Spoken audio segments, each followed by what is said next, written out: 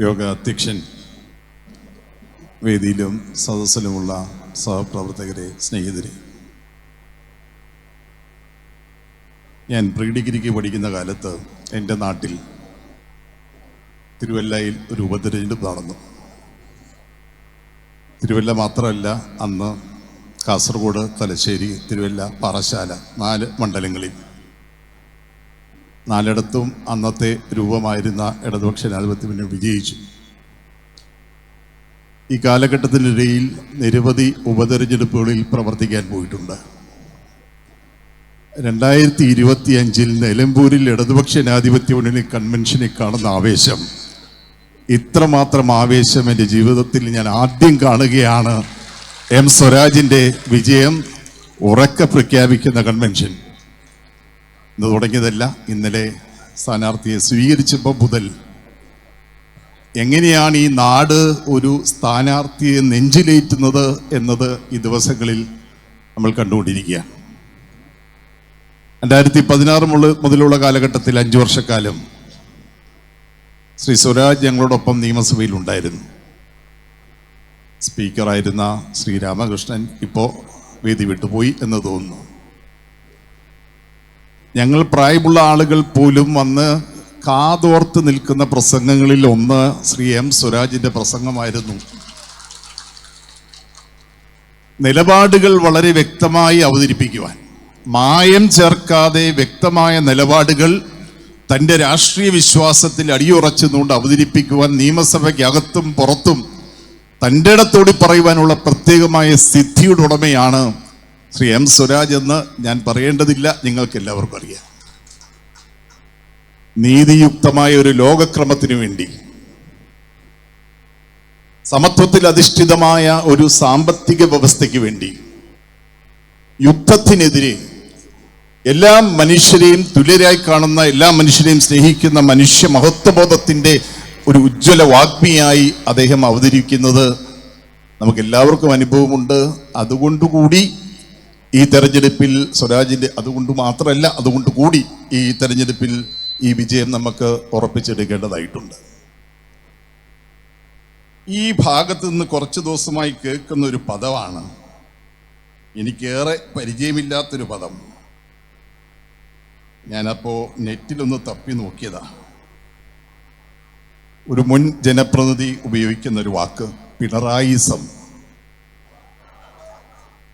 ഞാൻ കമ്മ്യൂണിസം എന്ന് കേട്ടിട്ടുണ്ട്, സോഷ്യലിസം എന്ന് കേട്ടിട്ടുണ്ട്, മാർക്സിസം എന്ന് കേട്ടിട്ടുണ്ട്, ക്യാപിറ്റലിസവും കേട്ടിട്ടുണ്ട്. അപ്പൊ എന്താണ് ഈ പിണറായിസം എന്ന് ഞാൻ നെറ്റിൽ, നമ്മുടെ നിർമ്മിത ബുദ്ധി ഉണ്ടല്ലോ, അതൊന്ന് പരിധി നോക്കി. അപ്പൊ പറഞ്ഞു, അങ്ങനെ വ്യാപകമായി ഉപയോഗിക്കുന്ന ഒരു പേരല്ല, എന്നാൽ ഇപ്പൊ ചില കേന്ദ്രങ്ങൾ ഉപയോഗിച്ച് തുടങ്ങിയിട്ടുണ്ട്. അതിന്റെ അർത്ഥം, ഒന്നാമത്തെ ഘടകം, ശ്രീ പിണറായി വിജയൻ കേരളത്തിന്റെ മുഖ്യമന്ത്രിയാണ് എന്നുള്ളത് കൊണ്ട് രൂപപ്പെട്ടു വന്നിരിക്കുന്നൊരു വാക്കാണ്. ഒന്ന്, ഇടതുപക്ഷ ചായ്വുള്ള നിലപാടുകൾ, നയങ്ങൾ. 2, കമ്മ്യൂണിസ്റ്റ് പ്രത്യയശാസ്ത്രം. കേരള മോഡൽ ഓഫ് ഡെവലപ്മെന്റ്, വികസനത്തിന്റെ കേരള മാതൃക പലതുണ്ട് ഇങ്ങോട്ട്.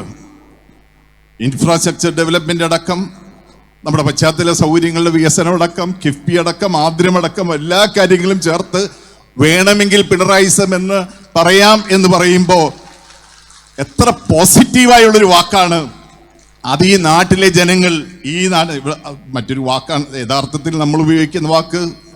ബഹുമാന്യായ ഗോവിന്ദൻ മാഷ് ഇവിടെ പ്രഖ്യാപിച്ചു, നവകേരള നിർമ്മിതി. അതിന് ചില ദോഷൈക ദൃക്കുകൾ കളിയാക്കാൻ വേണ്ടി ഉദ്ദേശിക്കുന്ന വാക്കായിരിക്കാം, പക്ഷേ അത് നവകേരള നിർമ്മിതിയാണ് എന്ന് നിർമ്മിത ബുദ്ധിയുടെ നിഘണ്ടുവിൽ പോലും വന്നെത്തിയിരിക്കുകയാണ്. കേരളം ഈ 9 കൊല്ലം കൊണ്ടുണ്ടാക്കിയെടുത്ത നേട്ടം ഇവിടെ ബഹുമാന്റെ മുഖ്യമന്ത്രി എന്നെ വിവരിച്ചു കഴിഞ്ഞു.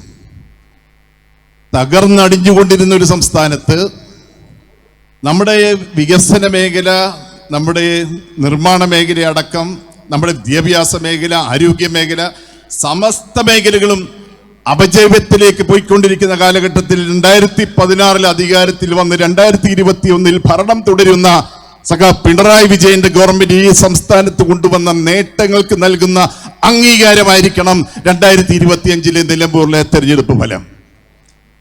ഇവിടെ എൻ്റെ സ്നേഹിതൻ ജോസ് കെ മാണി സൂചിപ്പിച്ചു, നിലമ്പൂരിലെ ജനങ്ങൾ ഭാഗ്യമുള്ളവരാണ്. 2026 കേരളത്തിൽ ഉണ്ടാകാൻ പോകുന്ന ഇടതുപക്ഷ ജനാധിപത്യ മുന്നണിയുടെ തുടർഭരണത്തിന്റെ ശങ്കുലി മുഴക്കുവാനുള്ള അധികാരവും അവകാശവും കിട്ടിയിരിക്കുന്നത് നിലമ്പൂരിലെ ജനങ്ങൾക്കാണ്. ഈ നാടിനെ അറിയുന്ന, നാട്ടാരുടെ പ്രശ്നങ്ങൾ അറിയുന്ന ഒരു സ്ഥാനാർത്ഥി കൂടി വന്നിരിക്കുന്നു. വളരെ വ്യക്തമായ കാഴ്ചപ്പാടുള്ളൊരു മുന്നണി, രാഷ്ട്രീയ നിലപാടുള്ളൊരു മുന്നണി, വർഗീയ വിരുദ്ധ നിലപാടുകൾ സ്വീകരിക്കുന്നതോടൊപ്പം തന്നെ വികസന രംഗത്ത്, പശ്ചാത്തല വികസന രംഗത്തടക്കം വലിയ നേട്ടങ്ങൾ കൊണ്ടുവരുവാൻ വേണ്ടി വലിയ പ്രതിസന്ധികളുടെയും ബുദ്ധിമുട്ടുകളുടെയും ഇടയിൽ നൂതനമായ പദ്ധതികളും പന്താവുകളും കണ്ടെത്തി അതിലൂടെ സഞ്ചരിച്ചുകൊണ്ടിരിക്കുന്ന കേരളത്തിന് നേതൃത്വം കൊടുക്കുന്ന ഒരു മുന്നണി. 2016 ഈ ഗവൺമെന്റ് അധികാരത്തിൽ വന്നില്ലായിരുന്നുവെങ്കിൽ എന്താകുമായിരുന്നു നമ്മുടെ നാടിന്റെ സ്ഥിതി? 2016 ശേഷമുണ്ടായ ഏറ്റവും പ്രതികൂല സാഹചര്യങ്ങളിലൂടെ സൂചിപ്പിച്ചു. ഓക്കി, നിപ്പ, വെള്ളപ്പൊക്കം. ഞാൻ ഓർമ്മിക്കുന്നതിൻ്റെ ഞാൻ അതോട് പറഞ്ഞ് അവസാനിപ്പിക്കാം. ഒത്തിരി നിരവധി നേതാക്കൾ പ്രസംഗിക്കാനുണ്ടല്ലോ. ഞങ്ങളുടെ നാട്ടിൽ രാഷ്ട്രം പത്മശ്രീ നൽകി ആദരിച്ച ഒരു മഹാപുരോഹിതനുണ്ട്, ക്രിസോസ്റ്റം മാർത്തോമ്മ മെത്രാപ്പോലീത്ത തിരുമേനിന. അദ്ദേഹം റിട്ടയർ ചെയ്തു. 103-ാമത്തെ വയസ്സിലാണ് 2021 മരണപ്പെട്ടത്. വെള്ളപ്പൊക്ക കാലത്ത് അദ്ദേഹം താമസിച്ചിരുന്നത് പമ്പയുടെ നദിക്കരയിലാണ്. ഞങ്ങൾ അവിടെ നിന്ന് അദ്ദേഹത്തെ മാറ്റി മറ്റൊരു സ്ഥലത്തേക്ക് മാറ്റാൻ ചെല്ലുമ്പോൾ അവിടെ വെള്ളം കയറി വരികയാണ് അദ്ദേഹം താമസിക്കുന്ന സ്ഥലത്ത്. അപ്പൊ ടി വിയിലൂടെ അദ്ദേഹം കേരളത്തിലെ നടത്തിക്കൊണ്ടിരിക്കുന്ന രക്ഷാപ്രവർത്തനം കണ്ടുകൊണ്ടിരിക്കുക. അദ്ദേഹം അന്ന് പറഞ്ഞൊരു വാക്കുണ്ട്, കമ്മ്യൂണിസ്റ്റുകാർക്ക് ദൈവവിശ്വാസമുണ്ടോ എന്ന് എനിക്കറിയില്ല, കമ്മ്യൂണിസ്റ്റുകാർ ദൈവത്തിൽ വിശ്വസിക്കുന്നുണ്ടോ എന്ന് എനിക്കറിയില്ല, പക്ഷെ ദൈവത്തിന് കമ്മ്യൂണിസ്റ്റുകാരെ സമ്പൂർണമായ വിശ്വാസമാണ്. അതുകൊണ്ടാണ് പിണറായി വിജയനെ ഈ ആപൽഘട്ടത്തിൽ കേരളത്തിന് മുഖ്യമന്ത്രിയാക്കി വെച്ചിരിക്കുന്നത്. പറഞ്ഞത് ക്രിസോസ്റ്റം തിരുമേനി, ഇവിടെ ബിനോയ് വിശ്വത്തിന്റെ ഒക്കെ സുഹൃത്തായിരുന്നു കാലം ചെയ്ത തിരുമേനി.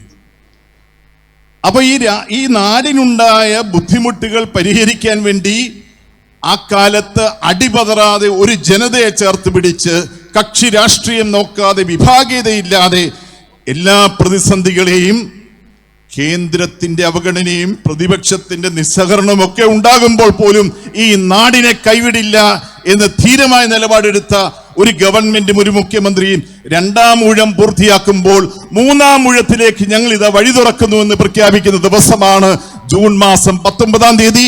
23-ാം തീയതി നമുക്ക് ആ വിജയം ആഘോഷിക്കാം, അന്ന് ഒരുമിച്ച് നിൽക്കാം എന്ന് മാത്രം, ആ ദിവസം നമുക്ക് ഒരുമിച്ച് കാണാം എന്ന് മാത്രം സൂചിപ്പിച്ചുകൊണ്ട് അഭിവാദ്യങ്ങൾ നേരുന്നു. നന്ദി, നമസ്കാരം.